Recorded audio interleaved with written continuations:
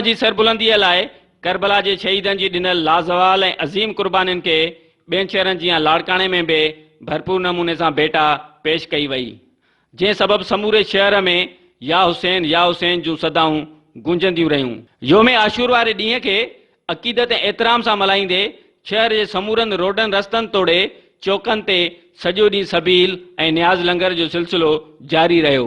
जॾहिं त योम आशूर जे सिलसिले में लाड़काणे जे मुख़्तलिफ़ इलाइक़नि जी इमाम बारगाहुनि मां टोटल 179 मातमी तोड़े ज़ुल्जना जा जुलूस बरामद थिया, जेके पंहिंजी रिवायती रस्तनि खां थींदा पाकिस्तानी चौक ते वाक़िअ मरकज़ी इमाम बारगाह जाड़ल शाह ते पहुता। ते सीना ज़नी ऐं ज़ंजीर ज़नी कंदे करबला जे शहीदनि खे भरपूर नमूने सां भेटा पेश कई वई, जंहिं बाद समूरा नंढा तोड़े वॾा मातमी जुलूस नहर थी विया, जंहिंखां पोइ मुख़्तलिफ़ इमाम बारगाहुनि में मजलिसूं बर्पा कयूं वयूं, जिते आलमनि ऐं ज़ाकिरनि करबला जे शहीदनि तोड़े करबला में पेश आयल वाक़े ते रोशनी विधी। ऐं त ॿिए पासे योम आशूर जी मुनासिबत सां सिक्योरिटी जा इंतहाई सख़्त इंतज़ाम कया विया हुआ।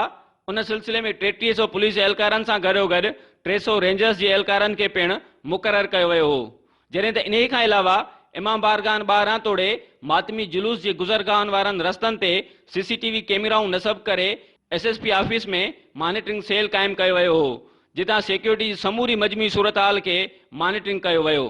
इन सां गॾोगॾु शहर जे समूरनि ख़ारिजी ऐं दाख़िली रस्तनि समेत शहर जे रोडनि रस्तनि तोड़े मुख़्तलिफ़ चौकनि ते वॾा वॾा कंटेनर, मुख़्तलिफ़ गाॾियूं ऐं रुकावटूं रखी समूरनि रस्तनि खे मुकमल तौर ते ब्लॉक कयो वियो हो। कैमरा टीम जावेद जंजूटा ऐं मुनवर भुट्टो सां गॾु अली गुरामाणी, सन TV न्यूज़, लाड़काणो।